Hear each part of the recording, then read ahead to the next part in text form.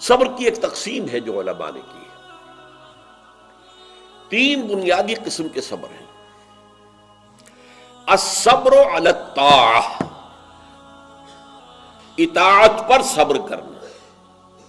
حکم ہے روزہ رکھو، روزہ رکھنا ہے، چاہے پیاس سے حلق میں کانٹے پڑ رہے ہوں، مئی اور جون کا روزہ ہو. یہ جو ہے صبر علی الطاعہ ہے، اطاعت پر، اللہ کا حکم ہے. آپ کہیں گئے ہوئے سوات کا اذان، صبح کا وقت ہے اور آپ کو وضو کرنی ہے، پانی موجود ہے لیکن یخ ہے، ہاتھ لگانے سے بھی انسان خوف کھاتا، اتنا یخ. لیکن جب پانی ہے تو وضو تو کرنا ہوگا، صبر کرنا پڑے گا. یہ صبر علی الطاعہ کی ایک مثال ہے کہ اطاعت جو ہے اس کے لیے صبر کرنا، جھیلنا، اس کی سختی کو برداشت کرنا، اس میں جو تکلیف ہو اس کو جھیلنا. اللہ یہ کہ انسان بیمار ہو اور اندیشہ ہو کہ اتنے ٹھنڈے پانی کے استعمال کرنے سے جان جانے کا اندیشہ، وہ بات دوسری ہو جائے گی. لیکن ایک آدمی صحت مند ہے، کوئی ایسا عذر نہیں ہے، کوئی بیماری نہیں ہے، تو اسے بہرحال وضو کرنا پڑے گا. اس لیے کہ وضو جو تیمم کی شرط ہے کہ پانی موجود نہ ہو، وہ شرط یہاں پوری نہیں ہے، پانی تو اویلیبل ہے. تو صبر علی الطاعہ، اطاعت پر صبر کرنا، تمام احکام جو ہے شریعت قانون پر عمل کرنا جو ہے. اب صبح کا وقت ہے، ابھی آپ کو بڑی بسا اوقات ہوتا ہے، آپ کا بھی تجربہ ہوگا، کوئی مریض ساری رات کراہتا رہا ہو، فجر کے قریب آ کر کچھ سکون سا ہو جاتا، سو جاتا. یہ بڑی ٹھنڈی جو ہے وہ نیند ہوتی ہے صبح کی. اسی لیے اقبال کو جواب شکوہ میں جو اللہ تعالیٰ نے فرمایا تھا، کس قدر تم پہ گراں صبح کی بیداری ہے، ہم سے کب پیار ہے، ہاں نیند تمہیں پیاری ہے، صبح کا اٹھنا تو تم پر بہت بھاری. یہ صبر علی الطاعہ، صبر علی الاطاعہ ہوگا کہ کچھ بھی ہے، بہرحال فجر کا وقت ہو گیا ہے، اٹھنا ہے، لازماً اٹھنا ہے. یہ ٹھنڈی ٹھنڈی جو ہوا چلی ہے، سخت گرمی کا موسم ہو، حبس میں رات گزری ہو، صبح کے وقت کوئی نسیم سحری تھوڑی سی چلے گی اور ایسی لوریاں دے گی، ایسی تھپکیاں دے گی کہ آدمی جو ہے وہ چاہے گا کہ بس میں اب آرام کروں، سو جاؤں. اٹھنا ہے، نماز کا وقت ہے، نماز فرض ہے. تو الصبر علی الطاعہ. دوسرا صبر ہے الصبر عن المعصیہ، معصیت سے رک جانا، صبر کرنا. کوئی لذت ہے کام و دہن کی لیکن ہے ممنوع، غلط ہے، حرام شے ہے، لہذا رکنا ہے. یہ ہے صبر عن المعصیہ. وہ ہے صبر علی الاطاعہ، اور یہاں آئے گا عن. الصبر عن المعصیہ، معصیت سے اپنے آپ کو روکنا، بچانا. ٹیمپٹیشنز کتنی بھی ہوں، کتنا بھی جو ہے اس کے لیے آپ کے نفس کی طرف سے تقاضا ہو رہا ہو، کتنا ہی اندر سے وہ جذبہ ابھر رہا ہو، روکنا، تھامنا، بند لگا دینا آگے. یہ صبر ہے. تیسرا صبر ہے صبر علی البلاء یا صبر علی الایذاء،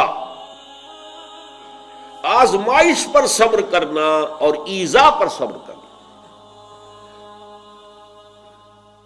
اور صبر عن الطبع، یہ صبر علی البلاء جو ہے، اللہ تعالیٰ جو امتحان لیتا ہے انسان کا، ابتلاء، آزمائش. اللہ کی راہ میں جہاد کرنے میں ابتلاء آ رہا، آزمائش آ رہی ہے، جان دینا پڑے گی، مال دینا ہے. یا اور اسی طرح سے اللہ کی طرف سے آزمائش آ گئی ہے، آپ پر کوئی مصیبت آ گئی ہے، آیا اس میں آپ صابر رہتے ہیں یا اول فول بکنا شروع کر دیتے ہیں اللہ کے خلاف؟ اجی ہمارے ساتھ تو اللہ نے کبھی کوئی خیر کیا ہی نہیں، سب بھول گئے جو بھی اللہ تعالیٰ نے پہلے احسان کیے تھے، کیونکہ ایک آزمائش آ گئی. تو صبر علی البلاء. اب اس کے 2 حصے ہیں جو میں نے بیان کیے. ایک ہے صبر علی الایذاء، آپ اسلام کی دعوت دے رہے ہیں، کوئی آپ کو ایذا پہنچاتا ہے، سخت ایذا پہنچاتا ہے. یہ ایذا وربل بھی ہو سکتی ہے، یہ ایذا فزیکل بھی ہو سکتی ہے. وربل ایذا، پاگل ہو گیا، تمہارا دماغ خراب ہو گیا، تمہاری عقل الٹی ہو گئی، اوندھی ہو گئی، تم کسی کوئی بری جو روح ہے اس کے زیر اثر آ گیا، کوئی جن تمہارے اوپر قابض آ گیا، شیطان. یہ کیا ہو رہا ہے؟ وربل ایذا، زبان سے سکھایا جا رہا ہے. اور ایک یہ کہ مارا جائے، پیٹا جائے، جیل میں رکھ دیا جائے، بھوکا رکھا جائے، ایذا پہنچائی جائے۔ اور ایک اسی کا مرحلہ آتا ہے ذرا بعد میں، جب وہ غلط معاشرہ اچھی طرح ٹھوک بجا کر دیکھ لیتا ہے کہ یہ ایذا سے تو یہ باز نہیں آئے، اپنی بات سے جمے ہوئے ہیں، ٹکے ہوئے ہیں، ڈٹے ہوئے ہیں، تو پھر کچھ لالچ دیا جاتا ہے، دیکھو ہم تمہیں اپنا بادشاہ بنا لیں گے، تم یہ بات چھوڑ دو، دیکھو ہم تمہیں قریش کی جس عورت کی طرف اشارہ کر دو جس کا حسن تمہیں اچھا لگے، ہم اس سے شادی کر دیں گے تمہاری، تمہیں جتنا مال و دولت چاہیے تمہارے قدموں میں ڈال دیں گے، تمہارے بتوں کو برا نہ کرو، یہ نہ کہو یہ بات نہیں۔ اب یہ طمع ہے، ٹیمپٹیشن کے مقابلے میں رکنا ایذا کے مقابلے میں رکنے سے زیادہ مشکل ہے، جس کی ایک بہت بڑی مثال جو ہے امام احمد ابن حنبل کی زندگی میں ہے کہ جب مسئلہ خلق قرآن پر جب انہیں جیل میں ڈالا گیا، مارے ماری گئیں، الفاظ یہ آتے ہیں تاریخ میں کہ انہیں وہ مار ماری گئی کہ اگر ہاتھی کو بھی وہ مار ماری جاتی تو چنگھاڑ اٹھتا، لیکن ان کے آنکھوں میں کبھی آنسو نہیں آئے، برداشت کیا۔